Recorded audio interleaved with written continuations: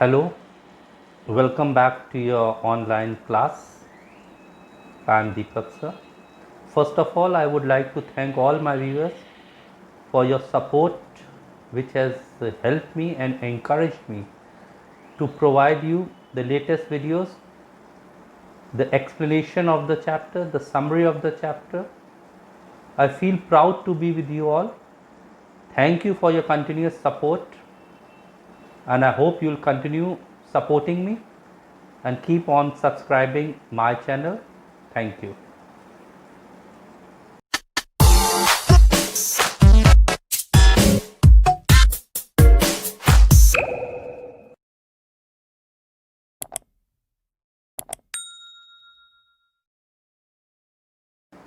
So today we'll do the second story of the two story about flying, The Black Aeroplane, from your English book First Flight.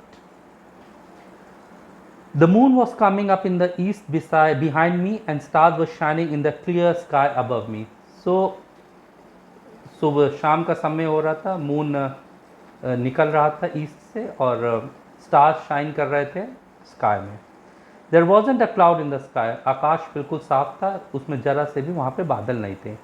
I was happy to be alone high above the sleeping countryside. So he was alone, he was happy to be alone. वो खुश था कि मौसम साफ था. सबसे ज़्यादा आप जब आप आकाश में प्लेन लेके उड़ते हो तो सबसे ज़्यादा आपको चिंता रहती है मौसम की. मौसम साफ था, आकाश पे बादलों का नामो निशान नहीं था. ये बिल्कुल अकेला ऊपर था, पूरा नीचे सारा देश सो रहा था. I was flying my old Dakota. अब डकोटा एक प्लेन होता है, डकोटा मिलिट्री ट्रांसपोर्ट एयरक्राफ्ट होता है जिसमें ट्रांसपोर्टेशन के लिए यूज़ होता है. ये फ्रांस के ऊपर से उड़ रहा था इस समय और बैक टू इंग्लैंड, इंग्लैंड जाना चाहता था जहाँ पे इसकी फैमिली थी. I was dreaming of my holiday and looking forward to being with my family.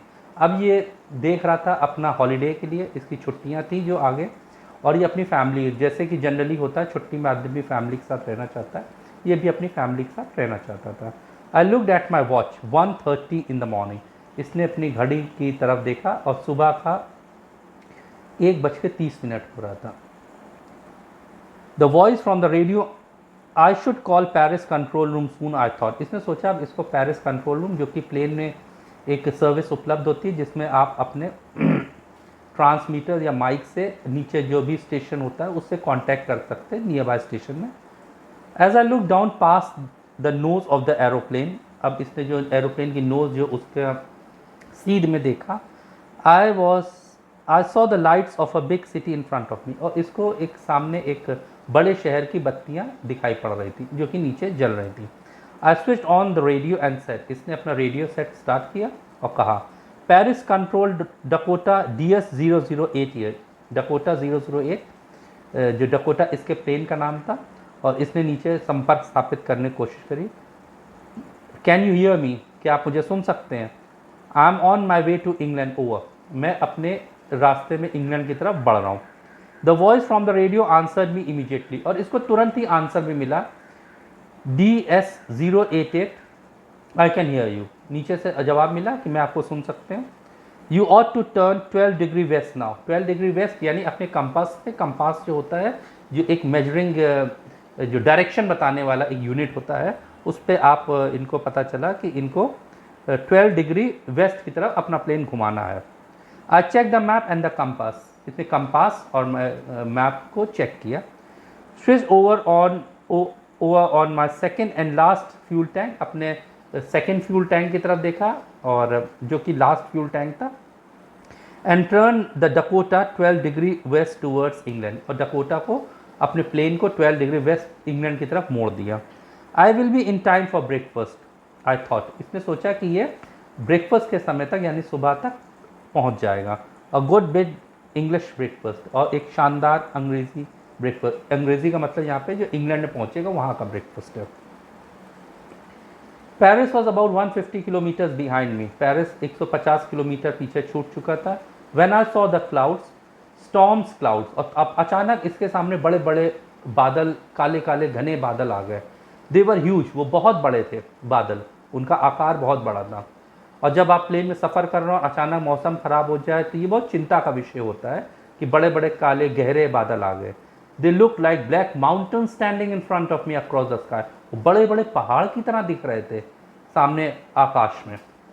I knew I could not fly up over them, और इसको लग रहा था ये उनको पार नहीं कर सकता। वो बहुत गहरे काले बादल थे, उनके बीच जाना खतरनाक हो सकता है। And I did not have enough fuel to fly around them to the north of south. और इसके पास इतना फ्यूल भी नहीं था, इतना ईंधन भी नहीं था कि ये उनको पार करके निकल जाए। इसके लिए इतना फ्यूल होना ज़रूरी था। अब ये तो बहुत चिंता की बात हो गई। I thought to go back to Paris. अब इसने सोचा क्या मुझे वापस पेरिस लौट जाना चाहिए। I thought but I wanted to get home. अब ये सोच रहा है, लेकिन साथ ही घर पहुंचने की जल्दी भी है। इसका विचार है पेरिस जाने से बेहतर है अपने घर ही चला जाए। I wanted that breakfast. इसको वो ब्रेकफास्ट खाना था जो अपने परिवार के साथ खाना था। यहाँ ब्रेकफास्ट इंपॉर्टेंट नहीं है, यहाँ अपने परिवार के साथ बैठ के वो ब्रेकफास्ट खाना इंपॉर्टेंट है। I will take the risk. इसने सोचा मुझे रिस्क लेना चाहिए। I thought and flew that old Dakota straight into the storm. अब इसने अपना ओल्ड पुराना जहाज को स्टॉर्म के बीच में, तूफान के बीच में ले गया ये। अब यहाँ पे याद रखने वाली ये भी बात है कि इसका जहाज पुराना था, नया नहीं था। इनसाइड द क्लाउड्स, बादलों के बीच में, एवरीथिंग वॉज सडनली ब्लैक। अचानक हर चीज़ काली हो गई। It was impossible to see anything outside the aeroplane. और प्लेन के बाहर कुछ भी देख पाना संभव नहीं था, सब काले बादलों में छिप गया था। The old aeroplane jumped and twisted in the air. पुराना जहाज था, वो जंप करने लगा, ट्विस्ट मुड़ने लगा, ट्विस्ट करने लगा हवा में।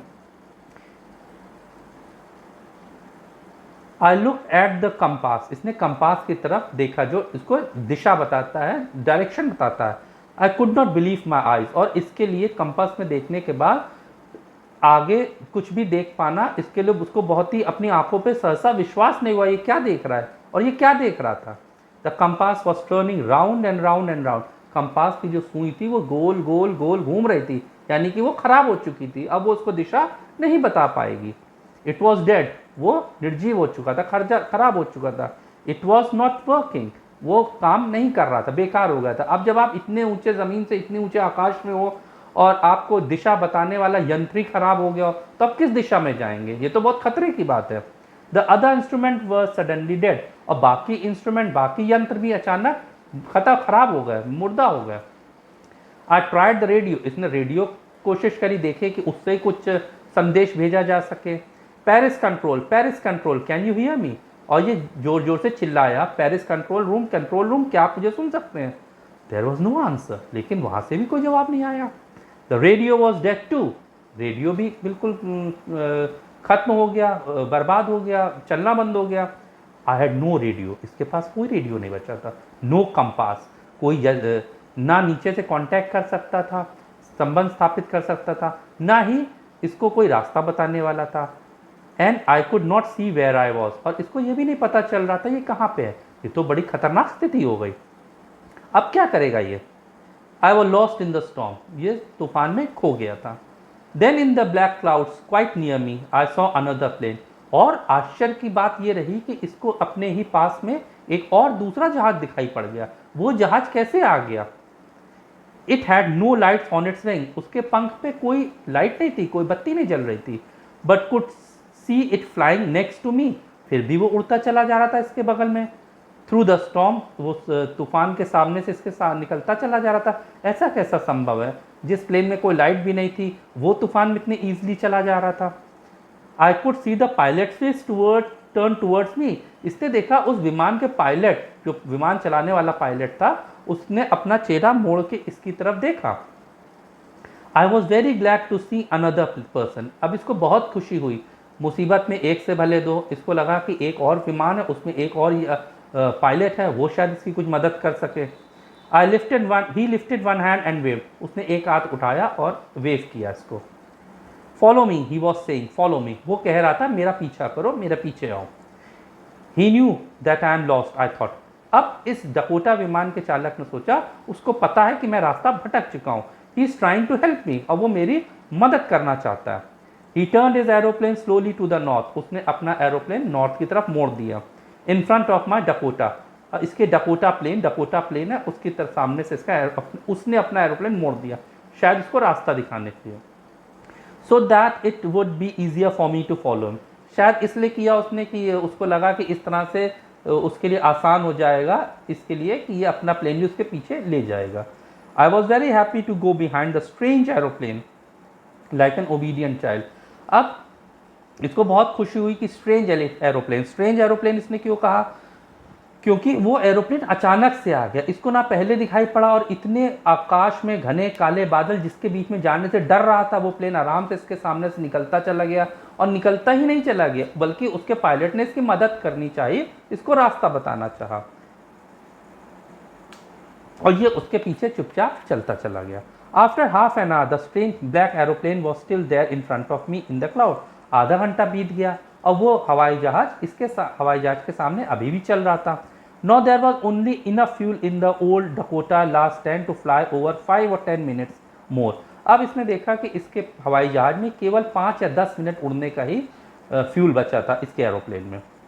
I was starting to feel frightened again. अब ये दोबारा से डरने लगा, अगर ये फ्यूल ख़त्म हो जाएगा तो क्या होगा। But then he started to go down and I followed through the storm. फिर इसके सामने वाला हवाई जहाज धीरे धीरे नीचे उतरने लगा और इसके पीछे पीछे ये भी उतरने लगा। Suddenly I came out of the clouds. अचानक ये क्लाउड्स के बाहर आ गया, उन बादलों के घने काले बादलों के बाहर आ गया। And saw 2 long straight lines of light in front of मी। और इसके अपने आंखों के सामने 2 स्ट्रेट लाइट्स। वो स्ट्रेट लाइट्स कैसी होती हैं, वो हवाई पट्टी की होती हैं, रनवे की जिसको कहते हैं। इट वॉज अ रनवे, इसके सामने ही रनवे था। एंड एयरपोर्ट, यानी कि ये एयरपोर्ट पे पहुंच गया था। आई वॉज सेफ, इसकी जान बच गई।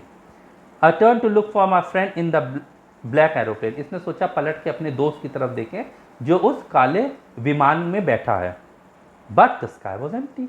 लेकिन ये क्या, आकाश पूरा खाली था, वहां तो कोई दूसरा प्लेन दिख ही नहीं रहा था। देयर वॉज नथिंग, वहां तो कोई था ही नहीं। The black aeroplane was gone, वो काला विमान वहां से जा चुका था। आई could not see it anyway, और इसने ये उसको देख ही नहीं पा रहा था, वो कहाँ चला गया था। अब आश्चर्य की बात ये थी कि वो विमान अचानक ही आया था और इसको रास्ता दिखा के अचानक ही गायब हो गया, अदृश्य हो गया। I landed and was not sorry to walk away from the old Dakota near the control room. अब इसने ज़मीन पे अपना विमान उतारा रनवे पे, और इसको जरा भी दुख नहीं था कि अपना डकोटा प्लेन छोड़ के जा रहा है, क्योंकि वो कोई यूज़ का नहीं था, वो पहले से ही पुराना था, उसकी हालत अच्छी नहीं थी, कंपास ख़राब हो चुका था, रेडियो ख़राब हो चुका था, तो उसका अब उसको कोई यूज़ के लिए रह नहीं गया था, तो उसको छोड़ के उसको बिल्कुल दुख नहीं हो रहा था। I went and asked the woman in the control center where I was and who the other pilot was. अब ये वहाँ पे कंट्रोल रूम के पास गया, जो कंट्रोल सेंटर में, और वहाँ बैठी महिला से पूछा कि ये कहाँ पे है, किस देश में उतर आया है, और दूसरा पायलट कहाँ है, उसको धन्यवाद बोलना है। She looked at me strangely and then laughed. उसने इसको बड़े आश्चर्यचकित होकर देखा और फिर वो मुस्कुरा दी, हंसने लगी। Another plane, दूसरा विमान, अब there in the storm, इस तूफान में। अरे भाई तुम ही आ गए अपना हवाई जहाज लेके, दूसरा विमान कैसे पॉसिबल है। No other plane was flying tonight, yours was the only one I could see on the radar. कोई हवाई जहाज आज नहीं उड़ रहा था, तुम्हारा ही एक था जो मैंने रडार पे देखा। रडार जिसपे कि हम लोग नीचे से ही प्लेन या एरोप्लेन या कोई भी चीज़ जो आकाश में उड़ती है वो हम लोग पता चल जाती है, जिसमें मशीन लगी होती है। So who help me to arrive there safely without a compass or a radio and without any more fuel in my tank। अब इसको लगा कि किसने इसकी मदद करी आकाश में, उस तूफान के बीच में, काले बादलों में, जिसने उसको रास्ता दिखाया और नीचे उतार लिया। ना इसके पास कंपास था ना रेडियो, उसकी तो स्थिति बहुत खराब हो जाती। तो ये आश्चर्यचकित है, कौन है जो उसकी मदद कर गया। और ना ही इसके टैंक में ज़्यादा फ्यूल था, तो कोई ने तो उसको रास्ता दिखाया। अब ये नीचे उतर ही नहीं सकता था, जब रेडियो इसका चल नहीं रहा था, नीचे कनेक्ट नहीं हो सकता था, इसको रास्ता दिख नहीं रहा था, इसको नीचे पता ही नहीं होता कि कोई एयरपोर्ट भी है। तो किसने सब इसके लिए संभव किया। ये आश्चर्य की बात इसके लिए भी और हमारे लिए भी है। Who was the pilot on the strange black aeroplane, और कौन पायलट था उस काले विमान में, flying in the storm without light, और जो तूफान में भी बिना बत्ती के चल रहा था। ये सब क्वेश्चन ये छोड़ के ये स्टोरी खत्म होती है। अब फैसला हमें आपको करना है कि क्या वो सच में कोई विमान था। जैसा कि हम लोग ये मानते हैं, it was not any other aeroplane, it was his imagination. You know the imagination, a light of hope. वो एक आशा की किरण थी। जब आप किसी मुसीबत में फंस जाते हैं तो आपके अंदर से एक आवाज़ आती है कि ये काम करो, उस मुसीबत से निकल जाओगे। और एक आवाज़ आती है जो आपको गलत दिशा में ले जाती है, आपको किसे फॉलो करना है। तो ये शायद इसकी इमेजिनेशन थी, इसकी विल पावर थी। आपकी विल पावर ही आपको रास्ता दिखाती है बाहर निकलने का। और ये जो विल पावर थी, इसकी इमेजिनेशन थी, इसकी कल्पना थी, जो एक विमान के रूप में इसके सामने आ गई और इसको रास्ता दिखाते हुए बाहर ले गई। ना कोई जादू हुआ, ना कोई ईश्वरी शक्ति थी। ये हम लोग चमत्कार की उम्मीद करते हैं, चमत्कार होता नहीं है। चमत्कार हमारी अपनी सोच से होता है। जब हम अपनी हिम्मत दिखाते हैं तो हम लोग असंभव को भी संभव कर देते हैं, जिसको हम लोग चमत्कार कहते हैं। चमत्कार वही होता है ना कि कोई असंभव काम, जो काम आप सोच नहीं सकते वो हो जाए आपके साथ। तो असंभव संभव तब होता है जब आपकी हिम्मत, आपका हौसला आपको आगे बढ़ाता है, जब आप अपनी हिम्मत तोड़ते नहीं हैं। और जहां पे आपकी इच्छा शक्ति होती है, योर विल पावर, है ना, where there is a will there is a way, we say, जहां पे चाह वहां रहा। तो इसको बाहर निकलना था, इसको अपनी फैमिली से मिलना था, इसको अपनी फैमिली का ब्रेकफास्ट करना था, ये इसकी इच्छा थी। That was his will. वो चाह रहा था और उसी विल ने उसके इमेजिनेशन का एक रूप लिया, एक कल्पना का रूप लिया और इसको बाहर निकाल लाया। तो that was the story, that was the explanation. ये एक कहानी का एक्सप्लेनेशन था। आप इसके क्वेश्चन आंसर्स पढ़िए और इस चैप्टर को थॉरली पढ़िए। We have done both the chapters, sorry, both the parts of the same chapter. And remember, you need to subscribe the channel and share it with your friends as well. Thank you for your constant support. Thank you.